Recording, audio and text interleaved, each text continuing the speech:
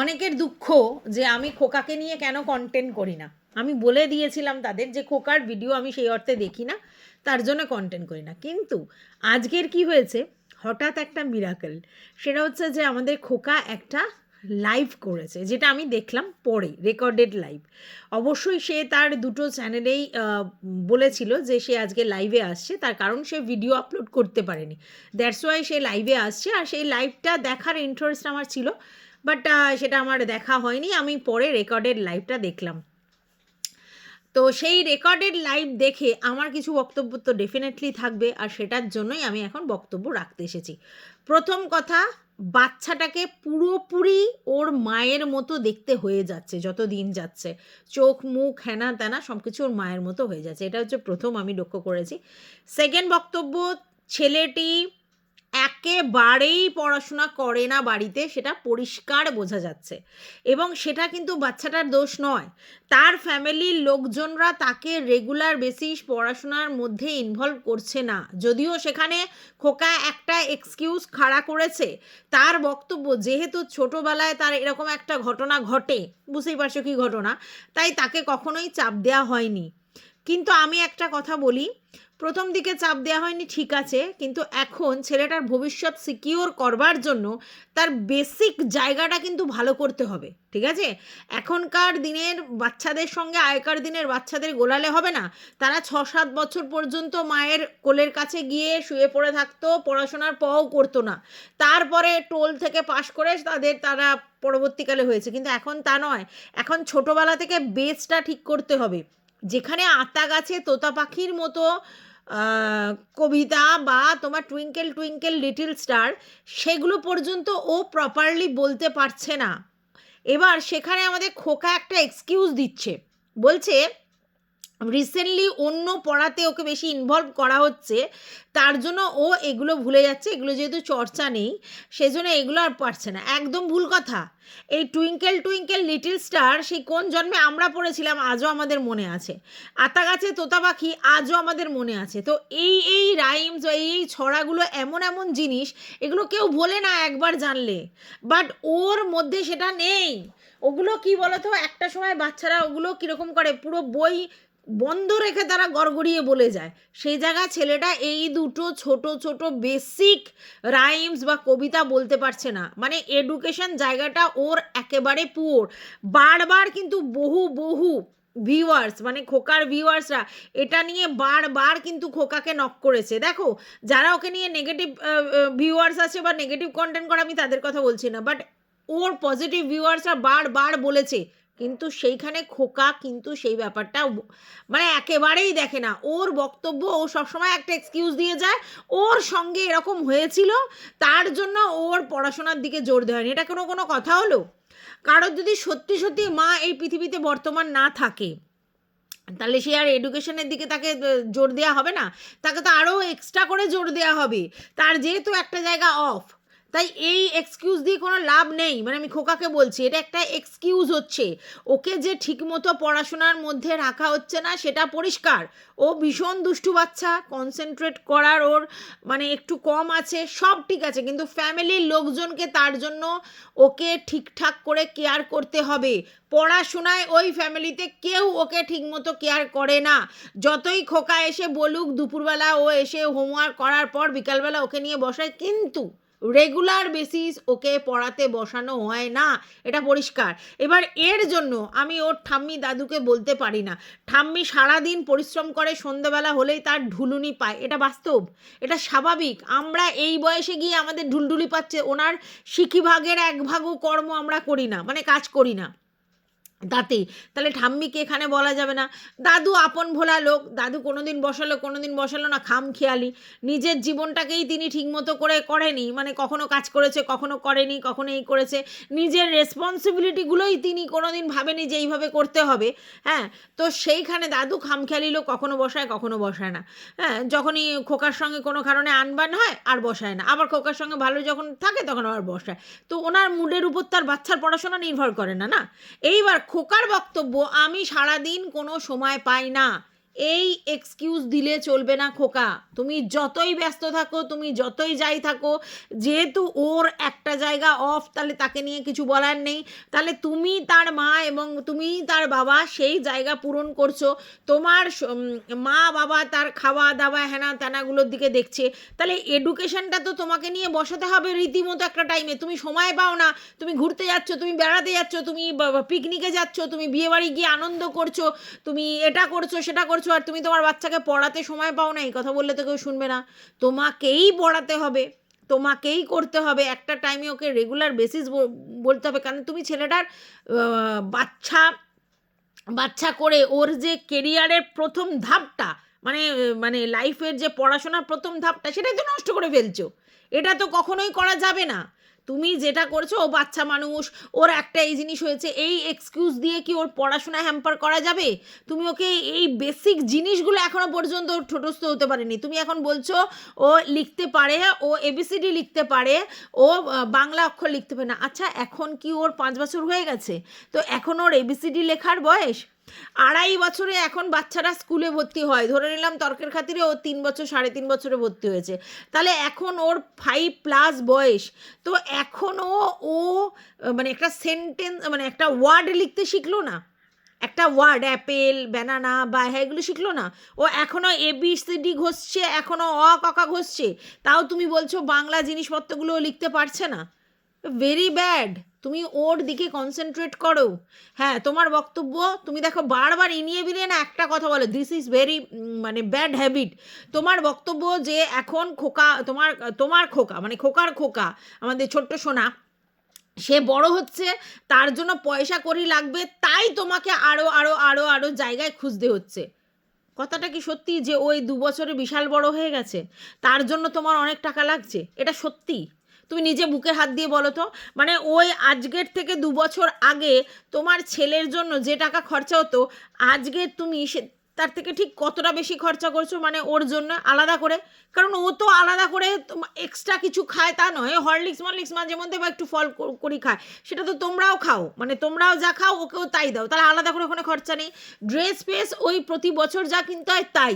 এবার পড়াশোনাও তুমি আলাদা করে ওকে ভালো স্কুলে দাওনি, তাহলে ওর জন্য তোমার হঠাৎ করে 2 বছরে এত এক্সট্রা খরচা হয়ে গেল? এগুলো ইমোশনাল কথাবার্তা নয়, সিম্প্যাথি কার্ড খেলা নয়, যে বাচ্চাটার বড় হচ্ছে তাই জন্য মানে আমার এখন বেশি টাকা লাগছে। কিসে ওর জন্য তুমি বেশি টাকা খরচা করছো একটু বলো তো দেখি? কিসে তুমি ওর জন্য বেশি টাকা খরচা করেছো? এই 2 বছরে বলছি। হবে, তোমাকে বেশি টাকা খরচা করতে হবে যদি তুমি ওর এডুকেশনটা ঠিকমতো গুরুত্ব দাও, ওকে ভালো স্কুলে পড়াও।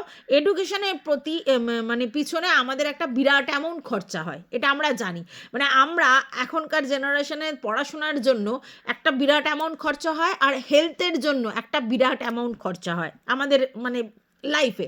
তো তোমার বাবা নিজে ডাক্তার পদ্ধতি দেখায় না, নিজেই কী সব গাছগাছালি খেয়ে নিজে করে নেয়। তোমার মায়ের জন্য তোমাকে ডাক্তার দেখাতে হয়। বাচ্চাটাকেও যে রেগুলার চেক আপ করাতে হয় তাও নয়, জ্বর সর্দি কাশি হলে তোমরা দেখাও। রেগুলার যে একজন আছে যে সবসময় ডাক্তার, সেরকম তোমাদের ব্যাপার নেই, তাহলে ওখানেও তোমাদের খরচা নেই।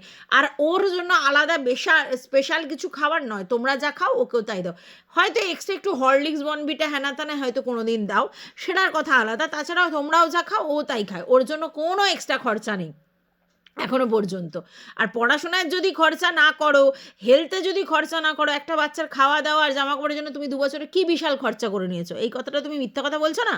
এই কথাটা পুরোপুরি সিম্প্যাথি কার্ড খেলছো তুমি, এটা পরিষ্কার। তাতে ভাই তুমি যেভাবেই আমাকে দেখো, তুমি যেভাবেই আমাকে দেখো, তুমি যে কথাটা বলছো একদম ঠিক কথা না। আজকে তুমি বলছো কি যে আমাকে এখন বেশি টাকা ইনকাম করতে হবে, তার জন্য দৌড়ঝাঁপ বেশি করতে হচ্ছে। আলবাত তোমাকে বেশি টাকা ইনকাম করতে হবে, তার কারণটা এটা নয় যে তোমার বাচ্চা বড় হয়েছে বলে, মানে এই 2 বছরে বিশাল বড় হয়েছে বলে। তোমার বাচ্চার পরবর্তী জীবনে যাতে সে আর সাফার না করে, তার এডুকেশন ব্যাকগ্রাউন্ড যাতে স্ট্রং হয় এবং তার সমস্ত কিছু ঠিকঠাক যাতে হয়, তার জন্য তোমাকে বেশি টাকা ইনকাম করতে হবে। আর সেটার কারণটা এটা, কারণ তোমার এখন চ্যানেলের যা অবস্থা, তাতে যে ভিউজ দাঁড়িয়েছে, তাতে মিনিমাম একটা ইনকাম হয়, সেটা কিন্তু আগে তোমরা যে ইনকাম করতে তার তুলনায় যথেষ্ট সামান্য। তার জন্য তোমাকে অল্টারনেটিভ অপশান তো খুঁজতেই হবে। আর তুমি নিশ্চয়ই খুঁজেছো, কারণ তুমি তো নিজেই বলেছিলে তুমি বিজনেসে ইনভলভ হয়েছো। সে মাছের হোক, মুরগির, পোলট্রি হোক, যাই হোক, তুমি বিজনেস ইনভলভ হচ্ছো, তো তোমাকে তারা কি আরও জায়গা বের করতে হবে, কারণ ইউটিউব তো সারা জীবনের জন্য নয়, প্রথম কথা। দ্বিতীয় কথা, তুমি যেই লেভেলের ভিউজ একটা সময় তোমরা আর্ন করেছিলে, সেই লেভেলের ভিউজ তোমার এখন নেই, তার 60%ও নেই, কেন 10,000-এর নিচে নেমে গেছে। তার মানে কি? তার মানে তোমার ভিউজ সেই অর্থে নেই। তাহলে ইউটিউবটাকে তোমাকে সাইডে মানে তোমার হাত খরচের জন্য ঠিক আছে, যে একটা এক্সট্রা কিছু করার জন্য ঠিক আছে, বাট রেগুলারের জন্য তোমাকে তো অন্য কাজ করতেই হবে, এটা তো স্বাভাবিক। তার জন্য তোমাকে দৌড়ি করতে হবে, সেটাও স্বাভাবিক। তোমার বক্তব্য এই মুহূর্তে তুমি একজন টিচার রেখেছো যে এসে ওকে পড়াবে, সে কিনা যে স্কুলে পড়ে সেই স্কুলেরই টিচার, তাকে রেখেছো, সেই পড়াবে, সেটা ঠিক আছে, কিন্তু বাড়িতে ওকে বসাতে হবে। এইবার তোমাকে আমি বলি, যদি তোমাদের বাড়িতে কেউ একান্ত, ধরো তুমি কাজের জন্য বাইরে থাকছো, তোমার মা বাবাও সেভাবে পারছে না, তাহলে তোমাকে তো কিছু ব্যবস্থা করতে হবে। সেক্ষেত্রে দুবেলা তোমাকে পড়ানোর জন্য টিচার রাখতে হবে। এবার একটা টিচার যে কিনা স্কুলের কাজ ফাজগুলোই ঠিকঠাক করবে, স্কুলের দিদিমণি রেখেছো, ঠিক আছে, কারণ স্কুলের দিদিমণি রাখলে অনেক সুবিধা আছে, যদি এটা পরবর্তীকালে বেকার, কিন্তু অ্যাকচুয়ালি অনেকে স্কুলের দিদিমণি রাখে অন্য কারণে, তো সেটার জন্য হয়তো তুমি রেখেছো। বাদ বাকি তোমাকে একটা মেয়ে রাখতে হবে, যেই মেয়েটা ওকে ধরে কয়ে মাসি পিসির মতো করে ওকে পড়াবে, সেরকম একজনকে রাখতে হবে, যে তোমার এই ছেলের এই ব্যাপারটা দেখবে, সেটার দিকে তোমাকে লক্ষ্য রাখতে হবে। সেটা যদি না করো, তাহলে কিন্তু ছেলের বেসটা পুরো খারাপ হয়ে যাবে। এখনও লিখতে শেখেনি, এখনও পুরো প্রপার রাইমস ছড়া বলতে পারছে না, তাহলে তুমি চিন্তা করছো শুধু দুষ্টুমি করলে আর শুধু উই মুই করলে হবে? এদিকে দিল দিচ্ছে সেটা বুঝতে পারছে, সেদিকে আমার টনক জ্ঞান আছে। হ্যাঁ, আর কি বলছে যে আরেকটু থাকো, মজা পাচ্ছে, ও যে ক্যামেরায় ওকে দেখানো যাচ্ছে সেটা বুঝে ও মজা পাচ্ছে, সে ঠিক আছে, সে তোমার সঙ্গে এসে এন্টারটেন করছে, ঠিক আছে। এবার কি বলছে যে তুমি ও আমার বিছনায় শো, আমি তোমার বিছনায় শোই, তাহলে ছেলে বাবা আর কি অল্টারনেট হয়ে যাবে, মানে ওর বাবা হওয়ার খুব শখ হয়েছে। তো বাবা হতে গেলে তো ছেলের জায়গাটা আগে স্ট্রং হতে হবে, মানে আগে পড়াশোনাটা করতে হবে। আর বারবার তোমাকে রিকোয়েস্ট করছি, সমস্ত ভিউয়ার্সরা তোমাকে রিকোয়েস্ট করেছে, আমিও তোমাকে রিকোয়েস্ট করছি, তুমি ছেলের ভবিষ্যৎটা এইভাবে নষ্ট করে দিও না। তোমার ছেলের এডুকেশনের দিকটা তুমি স্ট্রং করো না। আমি তোমায় বলছি না তুমি একটা নামি দামি ইংলিশ মিডিয়ামে ভর্তি করো, ব্যাস তোমার ল্যাটাচুটি কেন না, তুমি ওকে পড়াশোনা মুখর করাও। বাংলা মিডিয়ামে পড়লেও, তুমি যে স্কুলে পড়েছো সেই স্কুলে মানে যে স্কুলে ওকে পড়াচ্ছ সেই স্কুলে পড়লেও যদি ওকে পড়াশোনার মুখও না করাতে পারো, তাহলে কিন্তু খুব মুশকিল, আর সেটা কিন্তু খুব প্রয়োজন। এখনকার দিনে ওই মূর্খ অজ্ঞ আর কেউ থাকে না, তো এই দিকটা লক্ষ্য রাখতে হবে। হ্যাঁ, আমি জানি তুমি সিম্প্যাথি কার্ড খেলো, বাচ্চাকে দেখিয়ে তুমি এগুলো করো, সে তুমি তোমার চ্যানেলের জন্য যেটা করলে ভালো হয় সেটা করবে, আমার কিছু বলার নেই। কিন্তু যেই বাচ্চাকে দেখিয়ে তুমি এত লোকের কাছে ভালোবাসা পেয়েছো, যেই বাচ্চাকে দেখিয়ে তুমি সিম্প্যাথি কার্ড খেলো, সেটা তো তোমাদের ভিউয়ার্সদের, মানে তোমাদের ব্লগারদের সিস্টেম, তো সেই বাচ্চাকে তো তোমাকে প্রপার কেয়ার করতে হবে, তার এডুকেশনটা তো স্ট্রং করতে হবে। বাদ বাকি তোমাকে অনেকেই জিজ্ঞাসা করছে যে কিশোর সব ইমিউনাইজেশন হয়েছে কিনা, সেটাও তুমি কিন্তু কখনো সেরকমভাবে বলোনি যে ওর ঠিক মতো প্রপার ইমিউনাইজেশন হয়েছে কিনা, সেগুলো তো তুমি কার্ড ফার্ডগুলো একবারে দেখাতেই পারো লোককে। মা যদি কারোর না থাকে, তার মানে কি তার প্রপার ইমিউনাইজেশন, তার প্রপার হেলথ কেয়ার, তার প্রপার এডুকেশন, তার প্রপার কী খেলে তার পুষ্টি, ইমিউনিটি হবে, ইমিউনিটি বুস্ট হবে, সেগুলো তুমি দেখতে পারবে না? এটা তো কথা নয়।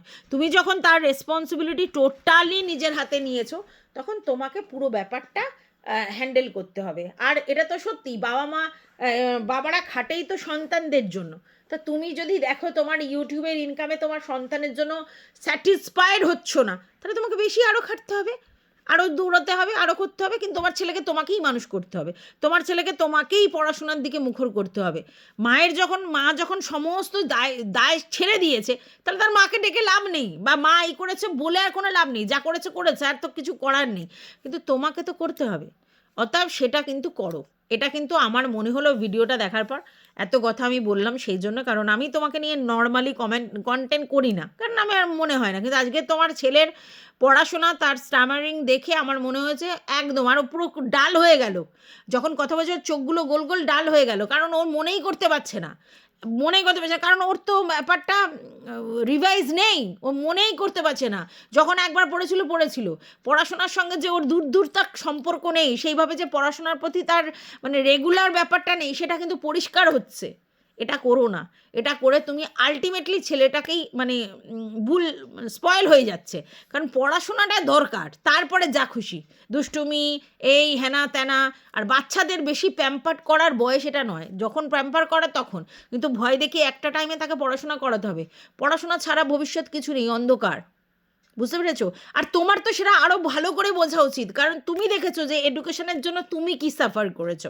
তাহলে আর এখনও তুমি যদি মানে ব্যবসা বাণিজ্য করছো ঠিক আছে, নাহলে তো তুমি সাফার করছো, কারণ এই যেই পড়াশোনা তুমি করেছো সেই পড়াশোনায় তো কোনো ভ্যালু নেই। তাহলে যেই বাবা নিজে পড়াশোনার জন্য সাফার করেছে বা বুঝতে পারছে কোথায় কোথায় পদে পদে অসুবিধা হচ্ছে, সেই বাবা তো তার ছেলের পড়াশোনার দিকে বেশি কেয়ারিং হবে। সেটা কেন দেখা যায় না? অন্য সব কিছু বাদ দিয়ে ছেলের পড়াশোনার দিকে কনসেন্ট্রেট করো। আর ইনকাম তোমাকেই করতে হবে, তুমি বাবা হয়েছো, তোমার রেসপন্সিবিলিটি নিয়েছো, তোমাকেই করতে হবে, এটা তো অন্য কেউ করে দেবে না, তাই না? তো এটুকুই বলার ছিল। তোমাদের যদি কিছু বক্তব্য থাকে কমেন্ট বক্সে তোমাদের জন্য খোলা আছে। আর দেখো, কন্টেন্ট পেলে আমি কন্টেন্ট করব, নো টেনশন। টাটা।